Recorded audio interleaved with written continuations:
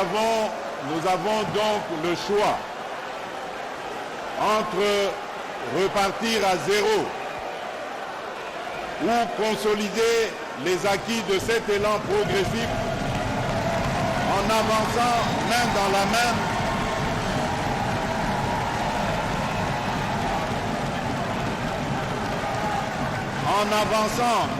la main avec une vision claire et un but commun vers un avenir où chaque Congolais aura la possibilité de prospérer.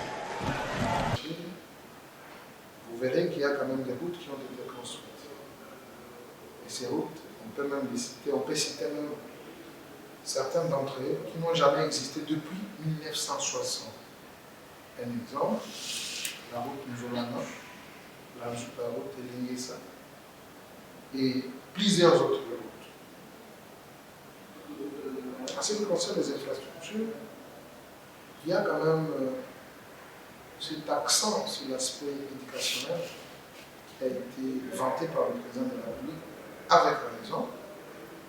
Vous allez marcher que 2023, c'est une année des inaugurations. Nous avons assisté à l'inauguration du bâtiment de l'INBTP. Il y a le nouveau bâtiment à l'INIKIN. Il y a les travaux et surtout la modernisation de l'université de Kinshasa. Il y a les universités qui sont en train d'être construites à travers la République. Mujimani, Butembo, Kananga, Kindu, presque partout. Ça, c'est une volonté ferme du président de la République. Sur le plan du social, dont vous avez fait allusion des salaires des agents, quelque part, nous devons éviter d'être les éternels, les insatisfaits. Je connais un enseignant qui venait même éloger le président de la République pour me dire qu'il n'était pas de l'obédience du président, mais après les constats des bienfaits du président de la République, désormais, il devient tshisekidiste et ils sont nombreux. Le président de la République, c'est la personne la mieux informée de la République.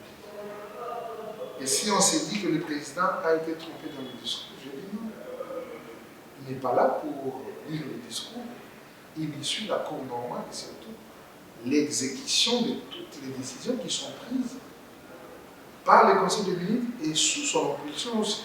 Et donc, pour ça, je garde ma langue, mais je dis que ce qui a été vrai, un enseignant était dans les 156 000 francs. Et aujourd'hui, ils sont dans les 4-5. Donc, c'est une progression. On ne dit pas que c'est suffisant, mais on a commencé par quelqu'un. Mais d'aucuns pensent qu'il faut... Réalité devant nous. Donc il n'y a pas eu augmentation, il n'y a pas eu changement. C'est une réalité devant nous. C'est ce que je vous ai demandé. Vous, en tant que des historiens du présent, vous avez le devoir d'enseigner aussi notre peuple. Les temps de la mort est révolu. Quand on ne s'est pas produit, la stabilité va causer un petit souci. Mais j'ai aimé les calculs d'un compatriote.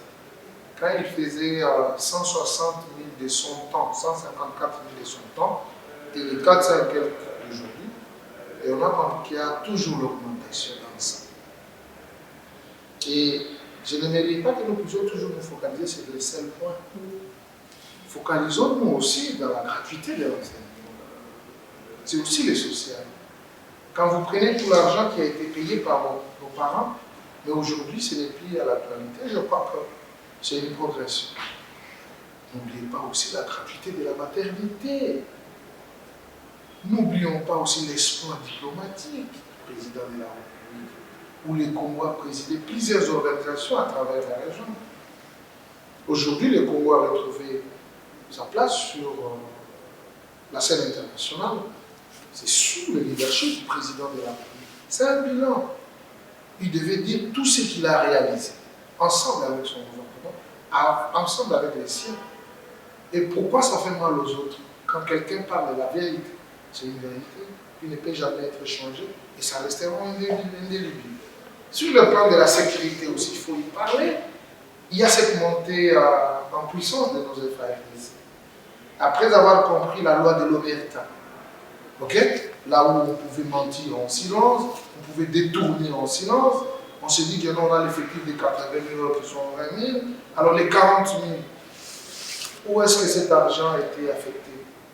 Et après la compréhension, il a fallu quand même faire cet appel général, c'est-à-dire la mobilisation générale que le président a pu faire, et ça a été répondu positivement par l'ensemble de la jeunesse que nous saluons, que nous félicitons, que nous encourageons d'avoir cet amour de défendre l'intégrité du territoire. Et aujourd'hui, on peut dire pendant une année, tout ça sont des exploits, et bien entendu, le président de la République a fait ça. In fine, la citation qu'il a eu à terminer son discours, est-ce que nous devons continuer avec cet élan ou bien nous devons rompre l'élan? Je vois que les Congolais ne sont pas dits. Voilà, cet élan sera suivi par Félix Tshisekedi. On allait en arriver là. Non, les acquis, ce n'est pas seulement les acquis du chef de l'État, ce sont des acquis qui sont bénéfiques pour le Congolais. Et il est là, il est le chef de l'État des Congolais. Et nous, en tant que des avant-gardistes, en tant que les tshisekidistes, les patriotes, je crois qu'il est important que nous puissions continuer avec cet élan. Et c'est par ici où moi j'ai dit aussi à notre table de comprendre que l'élan va continuer et nous devons mettre les énergies positives pour que l'élan du développement de notre pays soit une réalité et qu'il soit placé dans le concert des nations parmi les pays développés du monde. Quand les chefs de l'État...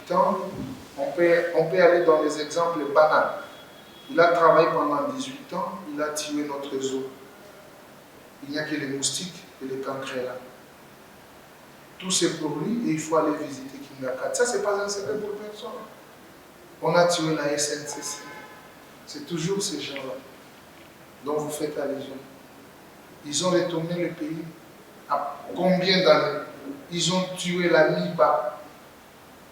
Ok?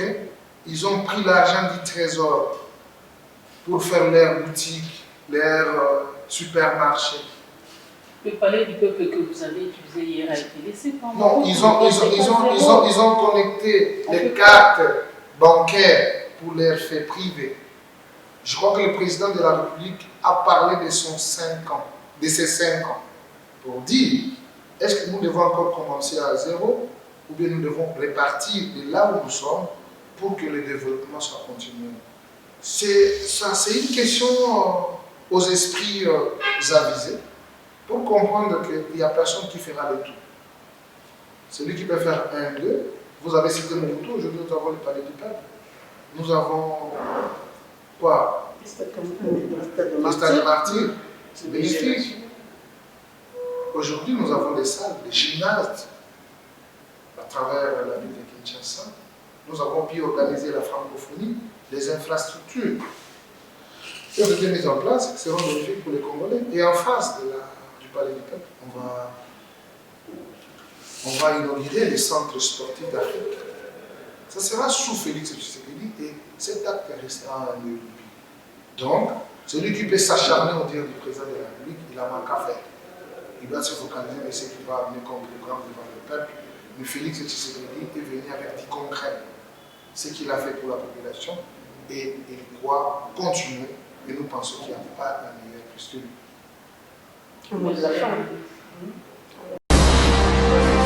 Abonnez-vous massivement à Gombo News.